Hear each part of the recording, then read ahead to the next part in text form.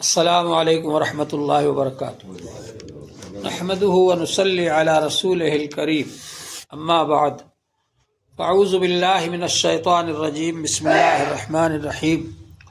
قال اللہ تبارک وتعالی فی القرآن المجید والفرقان الحمید، یا ایھا الذین آمنوا لا تلہکم اموالکم ولا اولادکم عن ذکر اللہ ومن یفعل ذلک فاولئک هم الخاسرون۔ محترم حضرات، اللہ جل شانہ کا بڑا کرم ہے، اس کا احسان ہے کہ اس نے ہم کو یہ دین عطا فرمایا۔ یہ بہت آسان دین ہے۔ اللہ تبارک و تعالی نے ہمارے لیے آسان دین عطا فرمایا۔ پچھلی امتوں کے لیے جو دین آئے ان میں مشکل احکام تھے، دشوار احکام تھے۔ اس امت کے لیے جو احکام آئے وہ بہت آسان ہے۔ پچھلی امتوں نے کچھ کام اپنے اوپر ایسے بھی لازم کر لیے جو ان کو حکم نہیں دیا گیا تھا، انہوں نے خود اپنے اوپر لازم کر لیا۔ جیسے بعض لوگوں نے یہ سمجھا کہ اللہ تعالیٰ سے تعلق اس وقت تک نہیں جڑ سکتا جب تک کہ ہم لوگ جنگل میں نہ چلے جائیں، گپھاؤں میں نہ چلے جائیں، پہاڑوں پر نہ چلے جائیں، اور وہ لوگ جنگلوں میں اور پہاڑوں پر جا کر رہنے لگے، سنت بن گئے اور دنیا کو چھوڑ دیا، راہب بن گئے۔ اللہ تعالیٰ نے فرمایا رہبانیت ابتدعوها، یہ رہبانیت کی بدعت انہوں نے خود اپنے اوپر جاری کر لی، لازم کر لی۔ ما کتبناها علیہم، ہم نے ان پر نہیں لکھا، ہم نے ان پر لازم نہیں کیا کہ تم ایسا کرو، انہوں نے خود اپنے اوپر لازم کر لیا تھا۔ تو یہ اللہ تعالیٰ نے ہم کو جو دین عطا فرمایا، تو یہ نہیں فرمایا کھانا کمانا چھوڑ دو، کاروبار کو چھوڑ دو، بیوی بچوں کو چھوڑ دو، یہ نہیں فرمایا، بلکہ یہ فرمایا یا ایھا الذین آمنوا، اے ایمان والو، لا تلہکم اموالکم ولا اولادکم عن ذکر اللہ، تمہارے مال اور تمہاری اولاد تم کو اللہ کی یاد سے غافل نہ کر دیں۔ یعنی مال کماتے ہوئے بھی اور بیوی بچوں کا حق ادا کرتے ہوئے بھی اللہ کی یاد سے غافل نہ ہو، اللہ کو یاد رکھو، اللہ کا ذکر کرتے رہو۔ تو معلوم یہ ہوا کہ انسان مال کماتے ہوئے، کاروبار کرتے ہوئے، کھانا کھاتے ہوئے، پانی پیتے ہوئے، کپڑے پہنتے ہوئے اور بیوی بچوں کا حق ادا کرتے ہوئے بھی اللہ سے تعلق جوڑ سکتا ہے۔ یہ ہے آسان دین جو اللہ تعالیٰ نے ہم کو عطا فرمایا کہ انسان ہر وقت اللہ کو یاد رکھے۔ حضور پاک صلی اللہ علیہ وآلہ وسلم کے گھر پر کچھ صحابہ کرام آئے اور انہوں نے آ کر کے یہ پوچھا حضرت عائشہ رضی اللہ عنہ سے کہ رسول پاک صلی اللہ علیہ وآلہ وسلم کیا کیا عبادتیں کرتے۔ جب آپ نے بتلایا ان کو کہ آتے ہیں شروع رات میں آرام فرماتے ہیں، پھر اٹھتے ہیں تہجد پڑھتے ہیں، پھر آرام فرماتے ہیں، پھر اٹھتے ہیں فجر کے لیے جاتے ہیں، تو ان لوگوں نے سوچا کہ آپ تو اللہ کے نبی ہیں، آپ تھوڑی سی عبادت بھی کر لیں تو کافی ہے، ہم تو امتی ہیں، ہمیں تو زیادہ عبادت کرنا چاہیے۔ ہم لوگ کوئی ہوتے تو ہم لوگ یہ سوچتے کہ جب حضور ہی تھوڑی سی عبادت کرتے تو اپن زیادہ عبادت کر کے کیا کریں گے، اس لیے اپن اور زیادہ کم کرو اور کم کر دو اس میں سے۔ لیکن وہ صحابہ تھے، انہوں نے سوچا کہ آپ تو تھوڑی سی بھی عبادت کر لیں تو کافی، ہمیں زیادہ کرنا چاہیے۔ تو ایک صحابی نے کہا اب میں ہمیشہ رات بھر نفلیں پڑھا کروں گا، کبھی سوؤں گا نہیں۔ ایک صحابی نے کہا کہ میں ہمیشہ نفل روزے رکھا کروں گا، کبھی بغیر روزے کے نہیں رہوں گا۔ ایک صحابی نے کہا کہ میں ہمیشہ بغیر نکاح کے رہوں گا، کبھی نکاح نہیں کروں گا۔ وہ چلے گئے۔ جب حضور پاک صلی اللہ علیہ وآلہ وسلم تشریف لائے تو حضرت عائشہ رضی اللہ عنہ نے بتلایا کہ فلاں فلاں صحابی آئے تھے اور انہوں نے آپ کی عبادت کے بارے میں پوچھا اور آپ کی عبادت کو انہوں نے کم سمجھا، تو اس لیے انہوں نے یہ عہد کیا یہاں پر۔ حضور پاک صلی اللہ علیہ وآلہ وسلم مسجد میں تشریف لائے، صحابہ کرام کو جمع فرمایا اور یہ ارشاد فرمایا حمد و صلات کے بعد خطبے میں، تم سب سے زیادہ اللہ سے ڈرنے والا میں ہوں، تم سب سے زیادہ اللہ کا خوف و خشیت میرے دل میں ہے، لیکن میں رات کو سوتا بھی ہوں اور اللہ کی عبادت بھی کرتا ہوں، اور نفل روزے کبھی رکھتا بھی ہوں کبھی نہیں بھی رکھتا، اور نکاح بھی کرتا ہوں اور بیوی بچوں کے حقوق بھی ادا کرتا ہوں۔ پھر آپ نے فرمایا ذالک من سنتی، یہ ہے میرا طریقہ، فمن رغب عن سنتی فلیس منی، جو میرے طریقے سے ہٹ کر چلے گا وہ میرے ماننے والوں میں سے نہیں ہے۔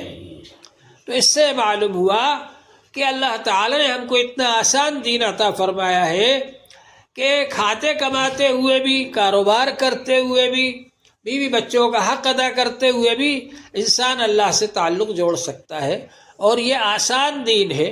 حضور پاک صلی اللہ علیہ وآلہ وسلم نے فرمایا ان الدین یسر، بے شک یہ دین آسان ہے۔ تو اس دین کے مطابق اللہ سے تعلق جوڑنا بہت آسان ہے۔ وہ یہاں کچھ لوگ یہ سمجھتے تھے جب تک جنگل میں نہیں چلے جائیں گے اللہ سے تعلق نہیں جڑے گا، جب تک گپھاؤں میں جا کر نہیں رہیں گے اللہ سے تعلق نہیں جڑے گا۔ ہندوستان میں کچھ لوگ یہ سمجھتے ہیں کہ جب تک نکاح سے، شادی بیاہ سے نہیں رکیں گے تعلق نہیں جڑے گا۔ ایسا نہیں ہے، سب کا حق ادا کرتے ہوئے بھی انسان اللہ سے تعلق جوڑ سکتا ہے، اور اللہ سے جوڑنے والی چیز آسانی کے ساتھ وہ ہے ذکر الہی۔ ذکر الہی ایسی چیز ہے کہ آسانی سے آدمی اللہ سے جڑ سکتا ہے، اور ذکر الہی اتنا زیادہ ضروری ہے کہ اللہ تعالی نے اس کو بالکل عام کر دیا۔ جیسے سانس لینا ضروری ہے، سانس لیے بغیر آدمی زندہ نہیں رہ سکتا، آکسیجن نہیں ملے زندہ نہیں رہے گا، ختم ہو جائے گا۔ تو ذکر الہی انسان کے لیے ضروری ہے۔ حضور پاک صلی اللہ علیہ وآلہ وسلم نے فرمایا مثل الذی یذکر ربہ والذی لا یذکر مثل الحی والمیت، اس شخص کی مثال جو اللہ کو یاد کرتا ہے اور جو اللہ کو یاد نہیں کرتا زندہ اور مردہ جیسی ہے۔ اللہ کو یاد کرنے والا زندہ ہے اور جو اللہ کو یاد نہیں کرتا وہ مردہ ہے۔ تو ذکر کے اوپر دار و مدار ہے روحانی زندگی کا، ذکر کرنے والا زندہ ہے۔ تو ذکر کو اللہ نے اتنا آسان کر دیا جیسے ہوا کو آسان کر دیا۔ ہوا انسان کو سانس لینے کے لیے ہر جگہ ملے گی، آسانی سے ملے گی، فری میں ملے گی، مفت میں۔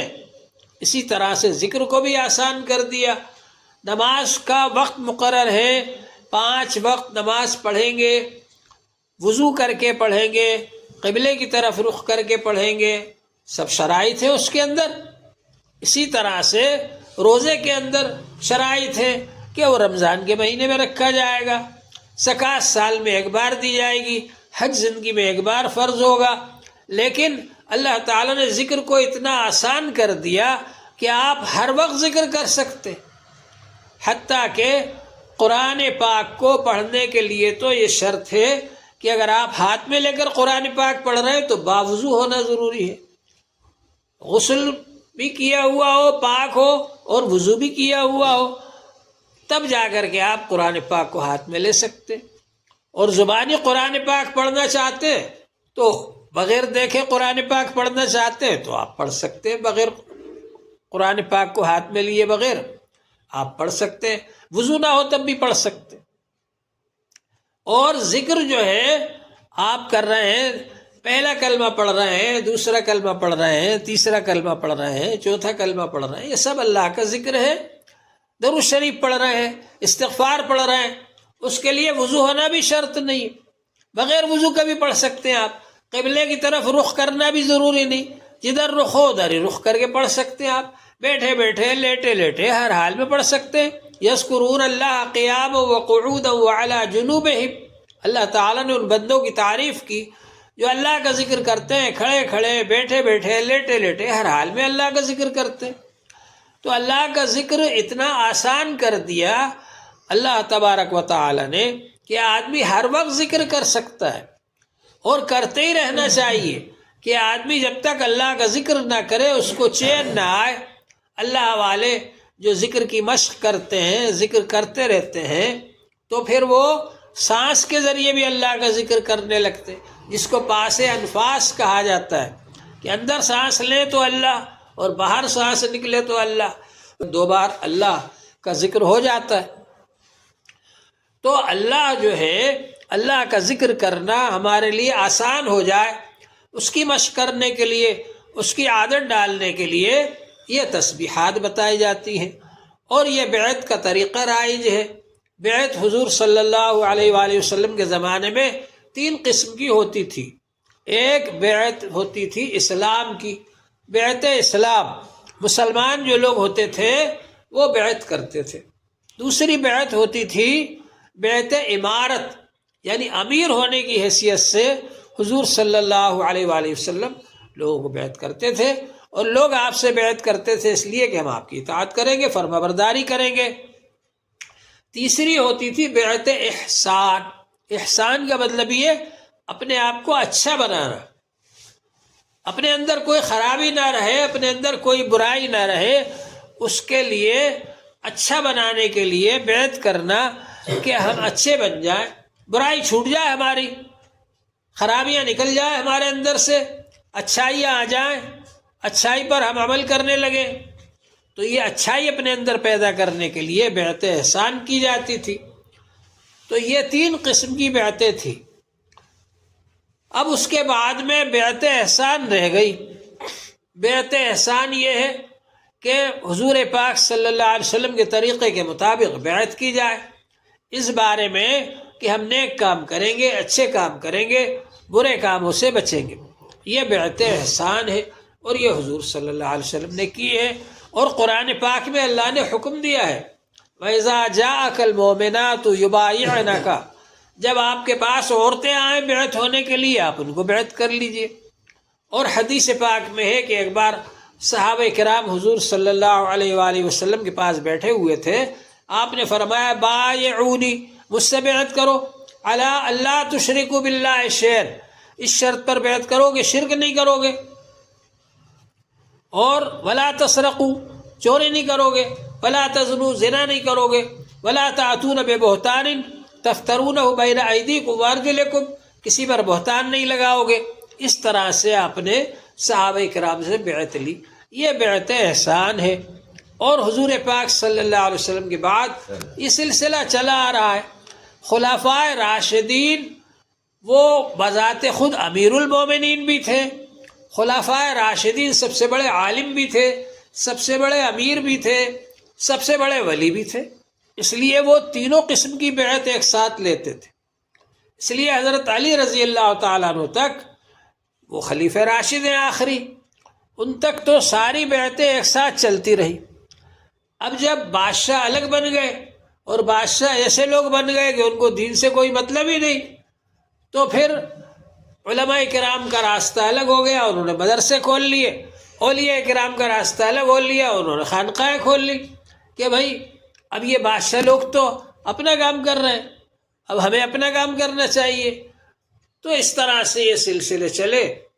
اب اس کے بعد میں جب یہ سلسلے الگ ہوئے حضرت علی رضی اللہ عنہ کے بعد حسن بصری رحمۃ اللہ علیہ اور اس طرح سے بعد کے حضرات، تو یہ سلسلے چاروں سلسلے حسن بصری رحمۃ اللہ علیہ پر جا کر کے مل جاتے ہیں۔ تو اللہ تبارک و تعالی نے اولیاء کرام سے کام لیا، اور اولیاء کرام نے ہر زمانے کے اندر یہ اس بارے میں کوشش کی کہ لوگوں کو ذکر سکھائیں، ان کی اصلاح کریں، تزکیہ کریں، گناہوں سے پاک کریں۔ اللہ تعالیٰ نے قرآن پاک میں تزکیہ کا ذکر فرمایا، اور رسول پاک صلی اللہ علیہ وسلم کو جو کام سپرد کیے گئے ان میں سے ایک کام تزکیہ بھی ہے۔ تزکیہ کے معنی گناہوں سے پاک کرنا، تزکیہ کے معنی برائیوں سے پاک کرنا۔ تو حضور پاک صلی اللہ علیہ وسلم نے صحابہ کرام کا تزکیہ فرمایا، اور صحابہ کرام نے تابعین کا تزکیہ فرمایا، اور تابعین نے تبع تابعین کا تزکیہ فرمایا۔ یہ سلسلہ ہمیشہ چلتا رہا۔ امام ابو حنیفہ رحمۃ اللہ علیہ جو اتنے بڑے عالم ہیں کہ انہوں نے ہزاروں مسائل حدیثوں سے نکالے، قرآن پاک اور حدیث پاک کو سامنے رکھ کر ہزاروں مسائل بیان فرمائے۔ امام ابو حنیفہ رحمۃ اللہ علیہ یہ فرماتے ہیں لولا سنتان لہلک نعمان، اگر 2 سال میں جعفر صادق کی خدمت میں نہیں رہتا تو ہلاک ہو جاتا۔ تو امام جعفر صادق کی خدمت میں رہے 2 سال، کائے کے لیے؟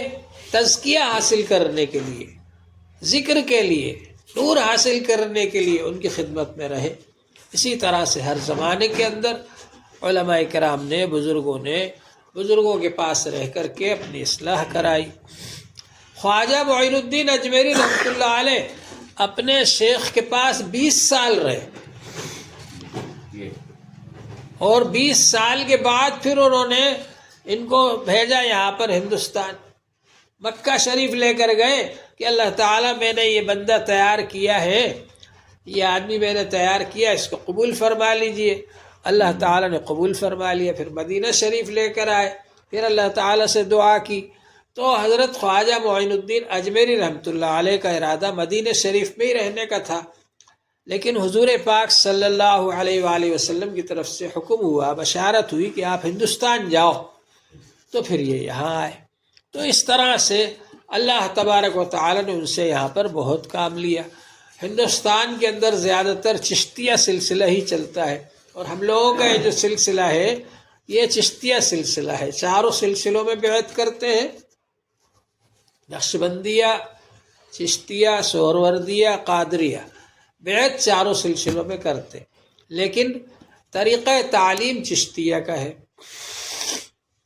تو بہرحال یہ سارے سلسلے جا کر اوپر ایک ہو جاتے، حضور پاک صلی اللہ علیہ وآلہ وسلم پر جا کر سب مل جاتے، حضرت علی رضی اللہ تعالیٰ عنہ کے واسطے سے۔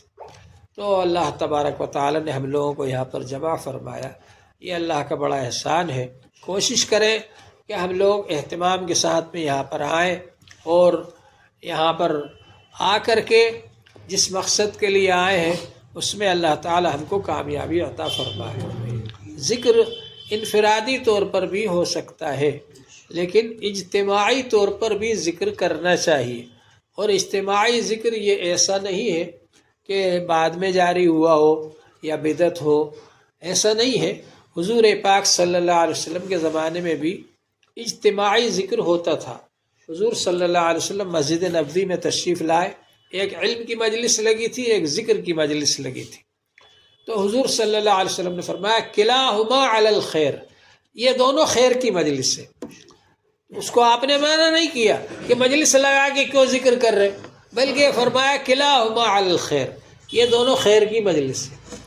ایک حدیث میں ہے کہ حضور پاک صلی اللہ علیہ وسلم نے فرمایا کہ اللہ تعالیٰ کے کچھ فرشتے ایسے ہیں جو گھومتے رہتے ہیں اور مجلس ذکر کو تلاش کرتے ہیں، جب ان کو ذکر کی مجلس مل جاتی ہے تو وہاں پر سب جمع ہو جاتے ہیں، اور پھر جب وہ فرشتے اللہ تعالیٰ کے پاس جاتے ہیں تو اللہ تعالیٰ پوچھتے کہاں سے آ رہے ہو، تو وہ فرشتے کہتے ہیں ذکر کی مجلس سے آ رہے ہیں، آپ کے ایسے بندوں کے پاس سے آ رہے ہیں یتحللون، جو لا الہ الا اللہ پڑھ رہے تھے، یحمدون، الحمدللہ پڑھ رہے تھے، یسبحون، تسبیح پڑھ رہے تھے، سبحان اللہ پڑھ رہے تھے، اور یسألونک الجنہ، جنت مانگ رہے تھے، ویتعوذون من النار، اور جہنم سے پناہ مانگ رہے تھے۔